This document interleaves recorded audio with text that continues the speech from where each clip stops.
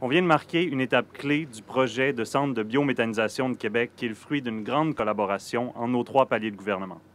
En appuyant cet important projet, on va permettre de réduire la quantité de gaz à effet de serre relâchée dans l'atmosphère et du même coup, diminuer notre impact environnemental pour les générations à venir.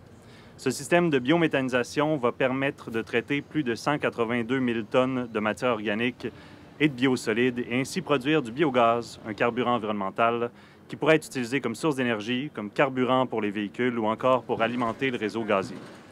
Il est plus important que jamais de soutenir les projets d'infrastructure qui favorisent un environnement plus sain et plus vert.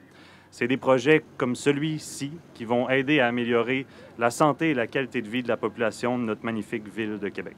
C'est aussi un levier de relance économique dans un contexte où, on le sait, on veut favoriser le plus de projets possible. Mais au-delà de ce statut de levier pour la relance économique, c'est aussi, bien sûr, un projet qui va devenir un symbole fort de développement durable ici à Québec, un fleuron de notre économie circulaire, parce que ce qui est consommé ici va être valorisé ici, puis va être réutilisé ici. Le succès est dans les mains de la population et le prochain grand défi, c'est de faire de l'information, sensibilisation au maximum pour que les gens adhèrent. Le résultat, c'est l'adhésion et on va travailler très fort. On va se munir de tous les moyens possibles pour aider nos citoyens. On a déjà plusieurs actions qui ont commencé, mais évidemment, quand la collecte des matières organiques va débuter en 2022, on aura des citoyens qui auront été consultés, qui auront reçu de l'information. Pourquoi c'est ici que se bâtit le projet? Tout d'abord, vous avez la station d'épuration des eaux qui est là.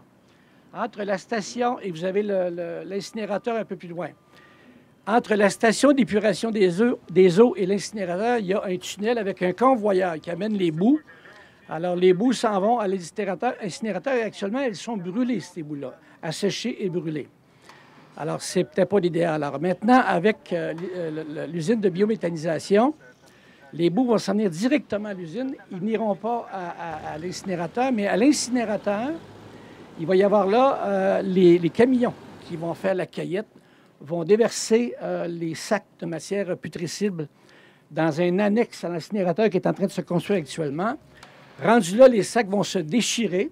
Il va y avoir un premier traitement et on va utiliser justement ce convoyeur-là et on va passer par l'usine pour amener ici les matières putrescibles. Et c'est pour ça que c'est ce site-là particulièrement qui a été choisi.